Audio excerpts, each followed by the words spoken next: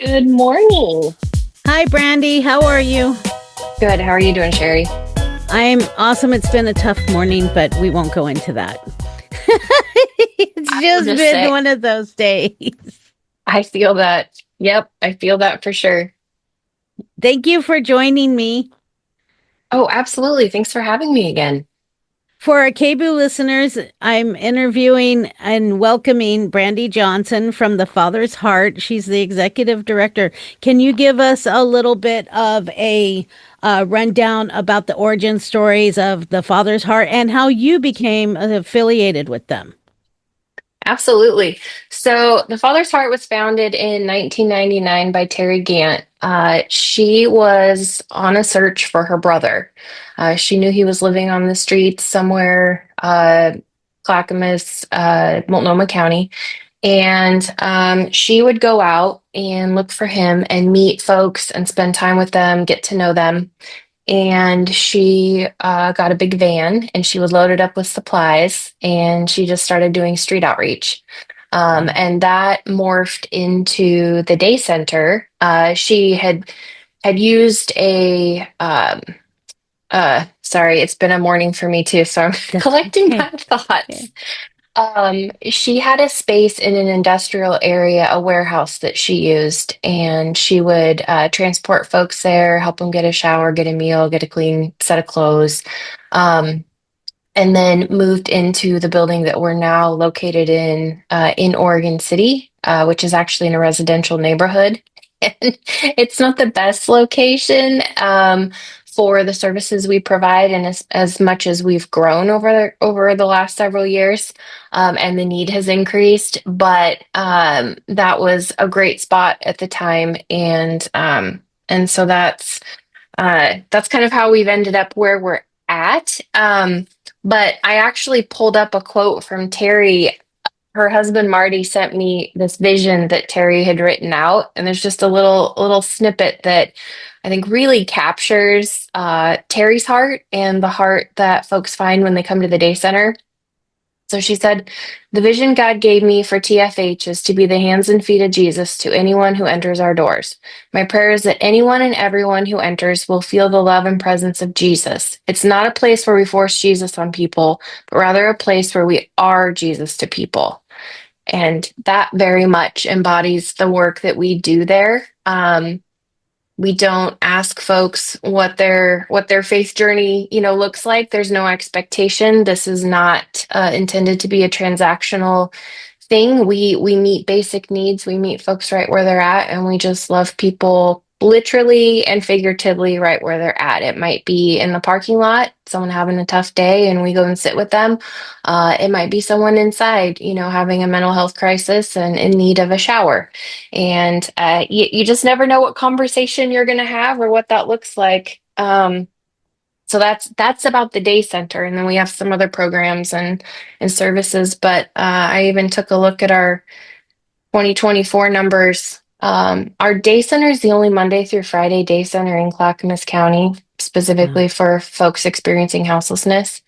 I know Wow. our last point in time count, the numbers were about 550, give or take, but that is uh, not, I would say, I would argue, not accurate. There's far more folks. It's hard to capture, an accurate count. We do the best that we can.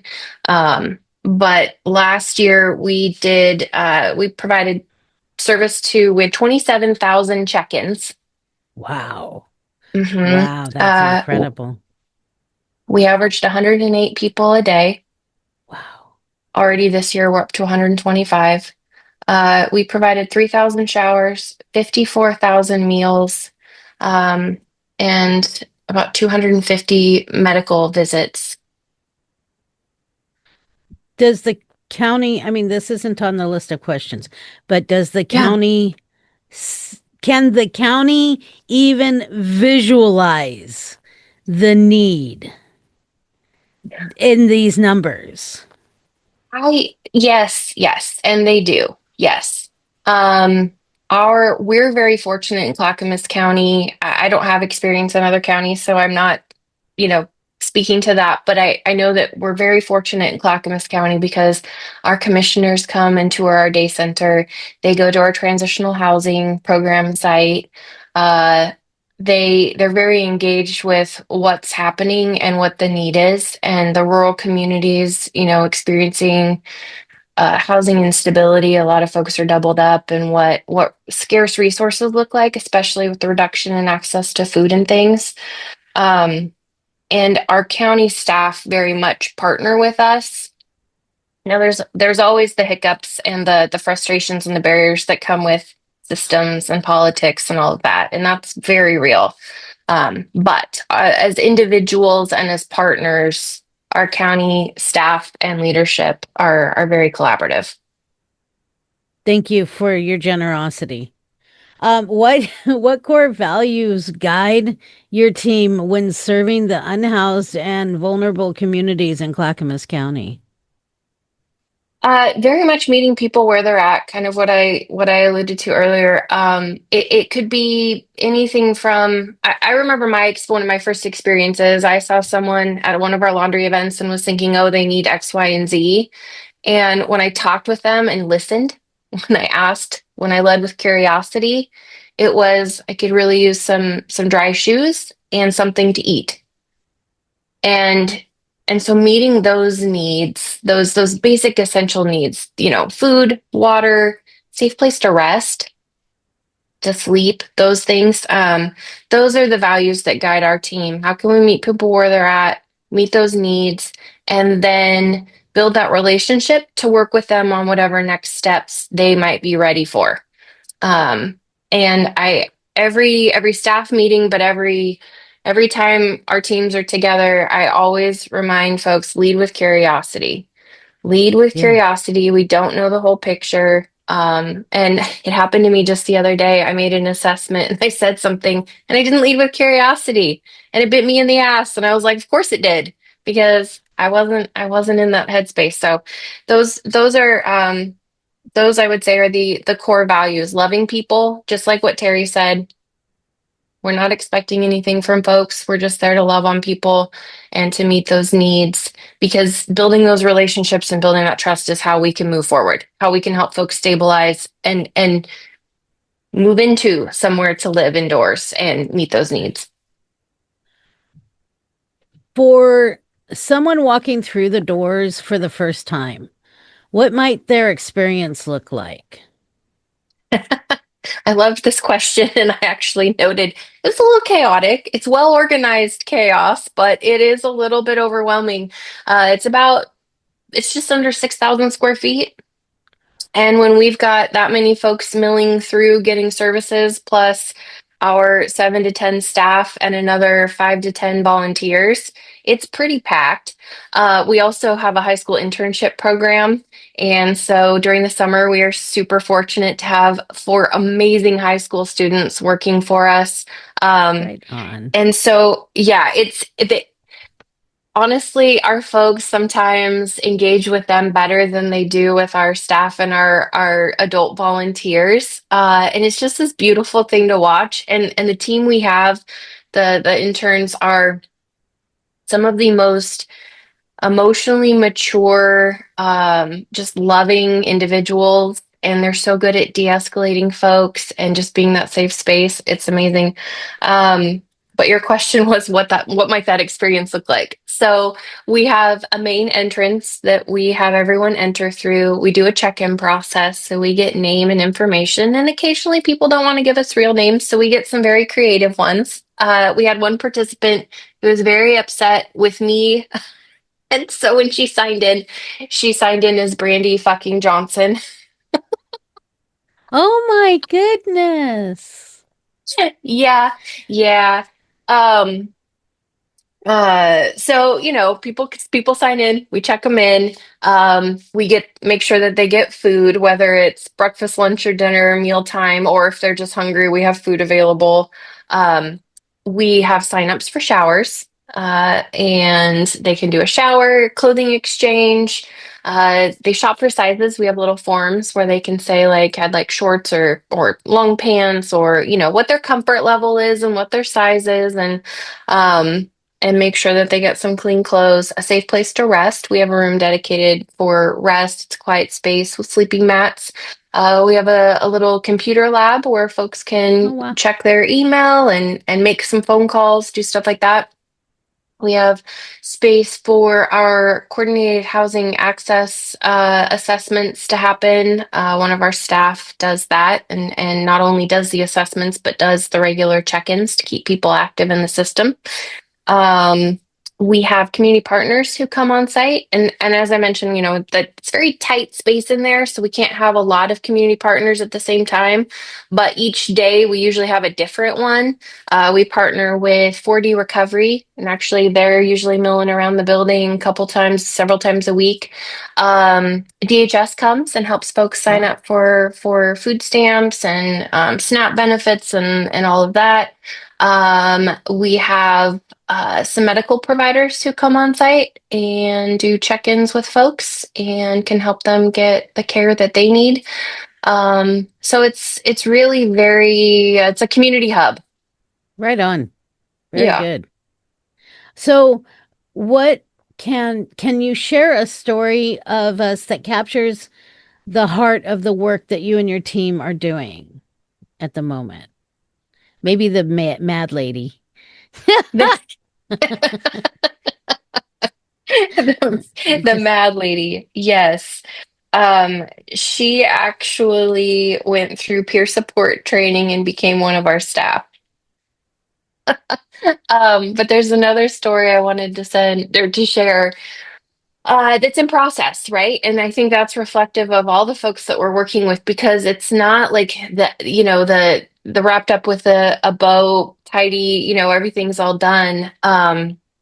When folks carry that much trauma and have experienced so many challenges and various things. So we have an individual that we had been engaging with. Gosh, I first met this person before COVID at some of our laundry events.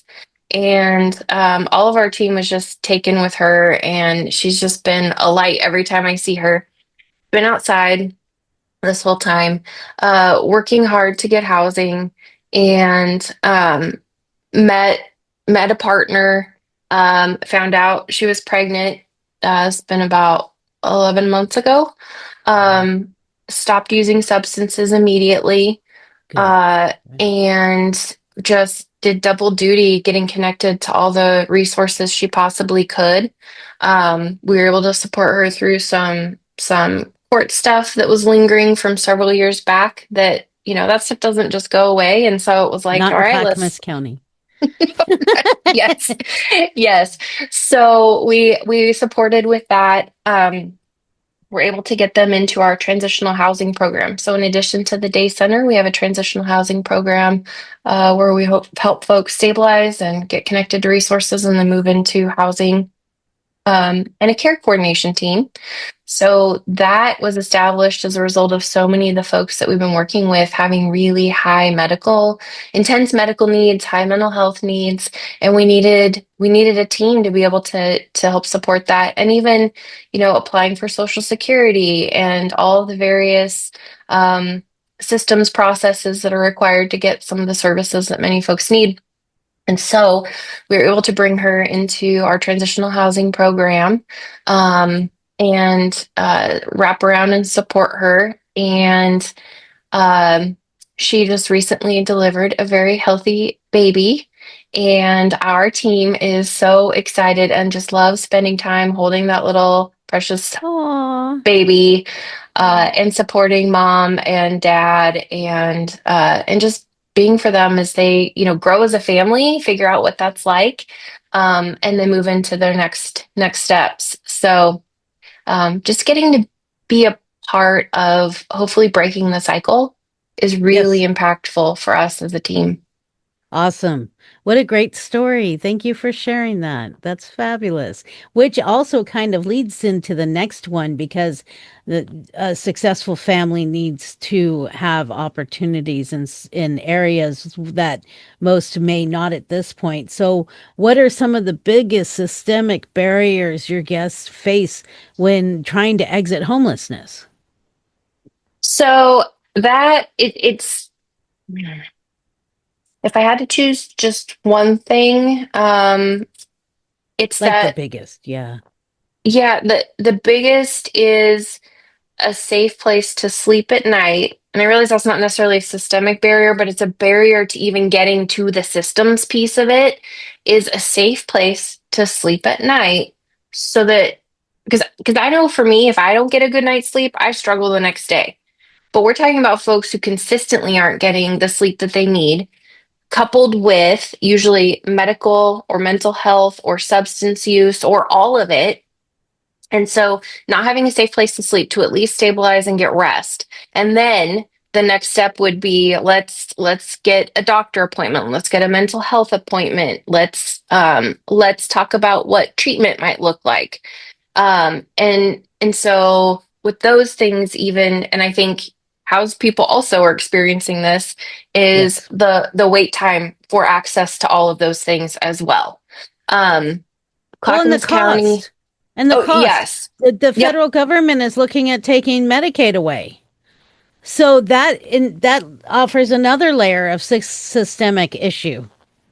Sherry, I don't even know what to say about that. It's what keeps me up at night. I mean, taking away Medicaid, I don't even, I just don't know. I mean, it's already, we don't have enough. Our folks don't have enough. Um, I talked to one guy the other day and his food stamps are $18 a month. The guy's homeless. Yeah. I talked to somebody last night at one of our laundry events, and he was sharing that he found a soup that he really likes. It's $2 a can. And we were talking about how much protein, how much fiber, how long it keeps him full, and that when it's hot, it tastes good cold. So he eats it right out of the can without warming it up. And he goes, sometimes that's the only thing I eat all day. But for $2, that's a value. Um, so yeah, it's sorry, stumbling over my words, but it's the lack of enough resources, enough Right. food, enough. And then I would say another thing is when someone has medical needs, they can go to the hospital, go to the doctor. But if they have medical and mental health, right, our EDs and other, primary care offices aren't staffed or equipped to meet those mental health needs necessarily, right? And then if you've got substance use also, you've got somebody going through withdrawals, it's like it's the perfect storm. And there's little to no options for one place for someone to go to get all of their needs met holistically. Right. Yeah. And that's really the majority of the population that we're working with. Well, which goes to the next question. If you had a chance to speak directly to policymakers, what would you ask for on behalf of the people that you serve? So yeah, I for me it's even more about the education piece of it to understand the broader systems and why they need to fit together versus here's our one lane, this is what we're focused on, this is how you all as providers need to implement it. But it's not taking into account the restrictions or the opportunities to either pair or figure out how we navigate them, if that makes sense. So like homelessness is a very broad issue, but at the end of the day, it's each individual. And one size, plan doesn't fit everybody. As much as that would be amazing, it doesn't. We see it in our school systems, and we certainly see it here. And so to say, gosh, I'm not trying to like throw anybody under the bus or anything negative, but to say like you can only spend X number of dollars on say like food or gas or vehicle repair for this person. And I get it because there's limited funds. So there has to be some bumpers in place. But to say like this person can only have up to a certain percentage of the value of their vehicle to repaired, but if we happen to know that this person, if they can get their vehicle repaired, they have a plan to drive back to say Indiana to be reunite with family or whatever. And that's where we can use some of our funds. And then we rely on the community and private donations to make the rest. But if we could just, without restriction, like there has to be a level of trust. Here we go. There has to be a level of trust with the service providers to be able to decide how to support the people versus all of the bureaucracy over the top of it that's preventing us from doing the work that we know that works.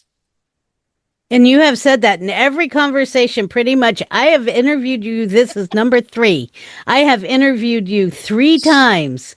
And in No. every interview, that is a core statement you make. When are they Thank going to you. hear you? And I'm going to try and get this in front of as many people as possible. When are they going Terry, to hear? I adore you. Thank you. And I see you have your buddy with you.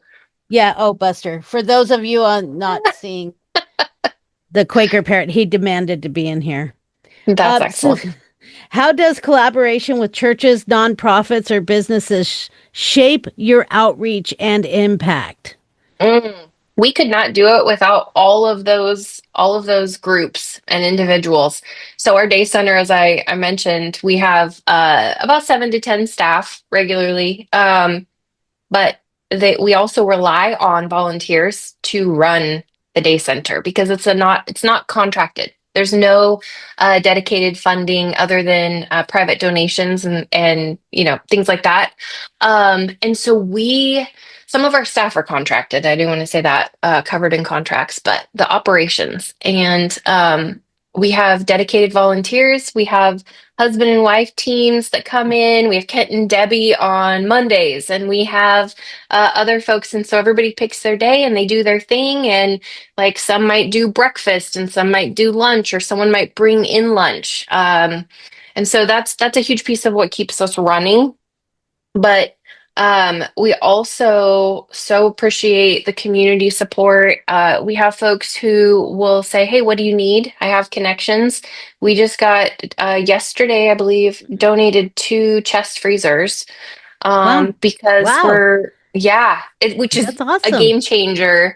Our staff person Elijah, who oversees all of the food, um, just chaos and does such an amazing job. He's got it. It's well run, organized, and having 2 freezers to dedicate to proteins has been a game changer for what we can provide for folks. Because we also do food boxes for the folks that we house. We've housed several hundred people over the last couple of years, and a lot of that looks like continuing to support them to be successful, and food Yeah. boxes are a huge piece of it. So, you know, folks, when they want to donate things, people come by all day, every day, dropping off clothes. That's how we keep people clothed. We have a volunteer, I'm going to share, Larry. He's in his mid to late 80s, and he Wow. comes, I think he's up to 2 times a week now, but he's there all day, dedicated in our little laundry space, and he washes all of the clothing from all of the showers we do. He washes all of our towels and our various other things, and he sits there and does this crossword and keeps that washer and dryer going all day long. He is like faithful, faithful, faithful, and amazing. So it takes our whole community to do this work, and it makes a difference when people come in and see what it looks like. Right. So I have one last question for you, and I actually have a couple more, but we'll do that offline. So what do you wish the community members understood about the realities of homelessness in Clackamas County? I wish that, going back to leading with curiosity, that rather than making assessments, and I understand where some of this comes from, it's that self-protection, it's the othering, right? To not be grouped with folks that are perceived to be unsafe or causing problems. But I wish that folks understood that the majority of the folks we're working with are from Clackamas County. They grew up here, they were raised here, they have family here, they have ties here. People don't usually go far from home. Um, Recently, and you might have seen this on Facebook, but recently one of the windows of the elevator got punched out, and the Oh. comments right away were, and I actually wrote them down. There were a lot, but a few. I recommend public punishment. Portland is getting too close to home. Adults don't teach their kids anything anymore. Something about it's probably just some punk, and blaming the houseless community. And it was interesting to me because I have a really good relationship with the Downtown Oregon City Association, and when things are going on downtown, I get texts or phone calls, and our team responds right away. Um, and so they had sent a photo of the individual, and right away I recognized who it was. It's someone I've worked with for a very long time. And I'm actually in touch with his mom multiple times a week. She's very concerned, but she's not in a space to be able to support him. And it was a mental health crisis. He has lived here for years and years and years. He is well loved by all of our staff. And to make the assessment that it was someone that intended to do harm, or um, it was just a result of drugs, is oversimplifying the issue. And of course, none of us want the elevator windows broken out, right? That's also why we've been coordinating with his care team to help him get the support he needs. And I can't really go into details, but it's been pretty intense. And we have regular case conferencing. But again, that goes to what resources are available that we could actually help get him into. And the answer has been there just haven't been. We don't have good options. So anyway, I would just love for our community members to lead with curiosity and come take a look at what the day center looks like. It's interesting because people are like, I don't know what they think, but certainly that we've had people say, no, it's scary, it's not safe, it's whatever. We have puppies and, kiddos, and it's a warm, welcoming place. It's not scary. And usually when people come in, they're like, I had no idea, this is great. Like, and Stephanie and I love giving tours and sharing that with people. It's really impactful. So we're not a closed off, thing. We love community engagement and support, and I understand the impact of homelessness on the community. It's a lot. So But what I would also add is that these are your neighbors, right? And there's this statement that people used to live by, love thy neighbor, right? And yeah, so because and most of the homeless people, having been homeless myself, most of the homeless people keep to themselves. By and large, you have mental issue breakdowns now and then, and I hope he gets the help that he needs, like expeditiously.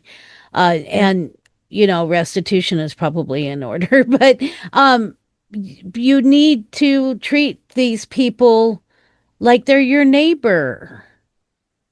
yeah. When did we become such a cold, thoughtless society? I just don't get it.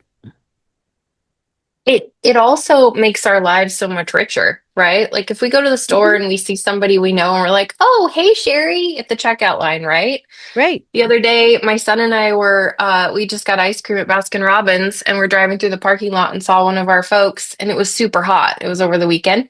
I was like, "Oh, hey, look, there's so and so," and my son is often at the day center, and so I was like, "Hey, can you go run him some water?" And he ran right over and said hi. But to be able to address someone by their name, Yeah. and it Yeah. makes the community feel smaller, warmer, more friendly. Like a I community. Right. I grew up in a very small town, and that's always how it was. So why should it be any different? Your heart amazes me. And I'm going to conclude the interview for now and stop recording, but hang tight with me.